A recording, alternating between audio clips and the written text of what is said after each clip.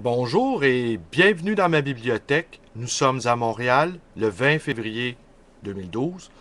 Aujourd'hui, je vous lis encore un texte de moi, La fin factice. Une fin factice. De temps à autre, je bouquine au village des valeurs, à Renaissance et à l'Armée du Salut. Et je m'invente le scénario suivant. J'imagine que je n'ai plus de bibliothèque. Il n'y a plus de librairie, ni de bibliothèque publique.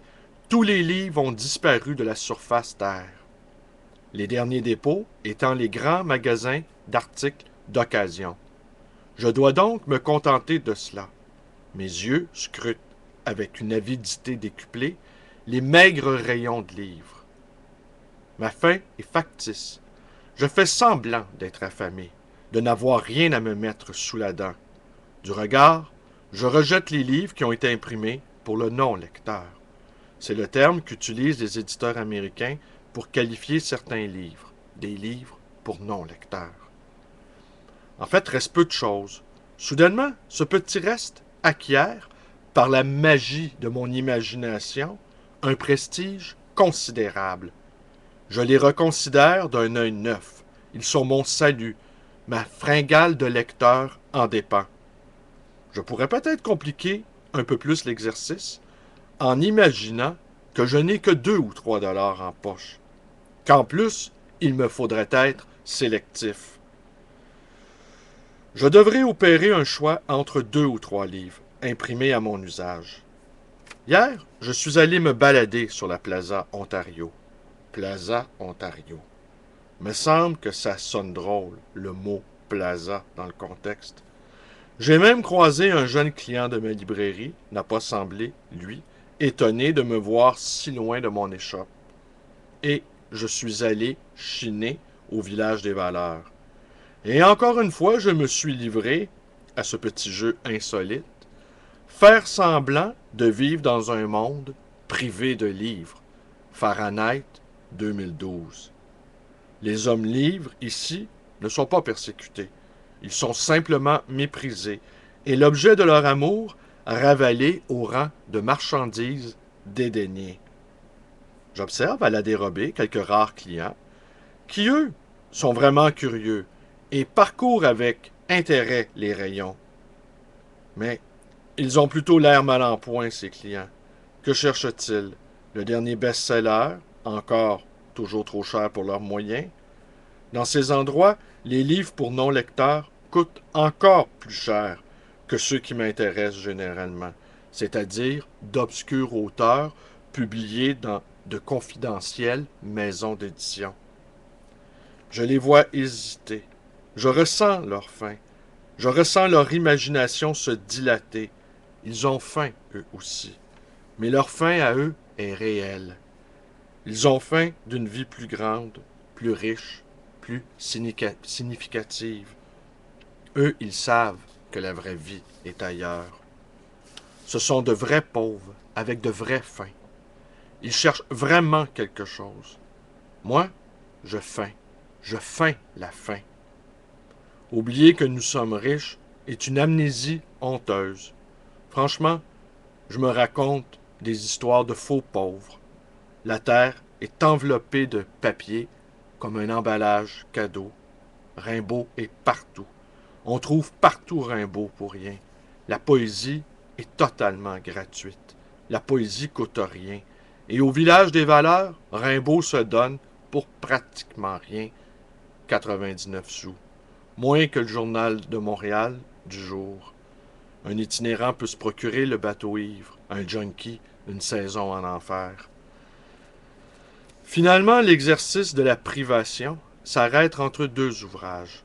Un, d'Yvon Amar sur les 10 commandements, paru aux éditions du Relier. Pas vraiment envie de lire ça pour l'instant. Me le réserve pour une fin ultérieure. Et celui-ci, dont je m'apprête à vous lire quelques extraits, J'arrive à la mer de Karel Logiste, publié aux éditions de la Différence. Connais pas.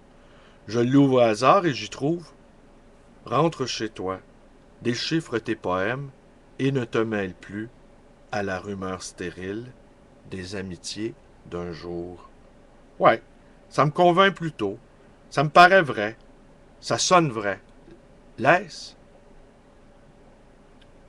Je l'achète donc. Coût 99 sous. Je consulte Wikipédia sur Karel Logiste, mais avant, en compulsant l'ouvrage, j'y lis que l'auteur a reçu une bourse de l'Académie royale de Belgique. Me voilà refroidi. Ça me gâche un peu le plaisir. Une sorte d'ambivalence. Ce poète lauréalisé devra livrer bataille pour me convaincre. Maintenant, je lui cherche des puces. Je regrette presque mon achat. Oui, on peut regretter un achat de 99 sous. Allons voir sur Wikipédia.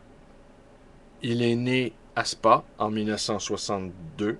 Il est documentaliste à l'Université de Liège. Il a cofondé mot arrobas mot à mot, une maison d'édition virtuelle sur le net, et il a reçu un paquet de prix, tous très prestigieux selon Wikipédia.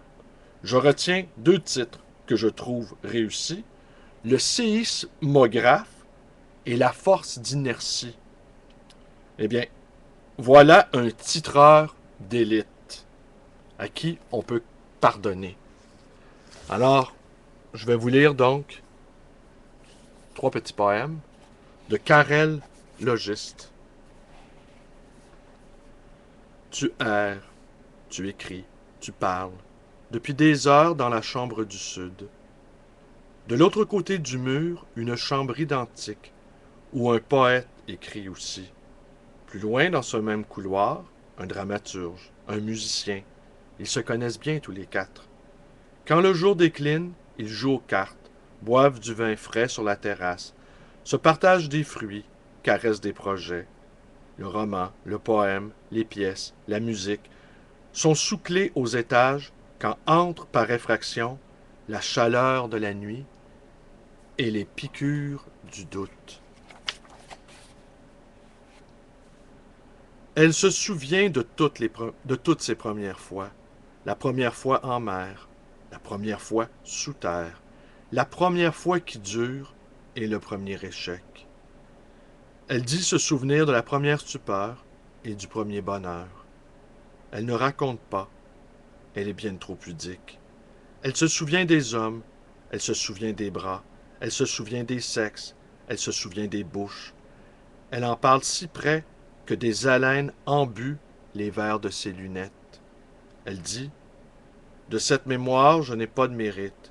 Je compte 20 000 jours, et comme j'ai peu vécu, mes souvenirs sont des jardins en pente faciles à entretenir. » Vieillir, s'habiller chaudement, compter ses parts d'embrouille et ses pages de haine, faire encore son petit possible, serrer ses poings de non-retour pour frapper doucement à une porte close. Derrière dort un sourd dans les bras d'une aveugle. Prendre en otage son propre passé, le rebaptiser bon vieux temps, au mépris de 100 jours de souffrance et de honte.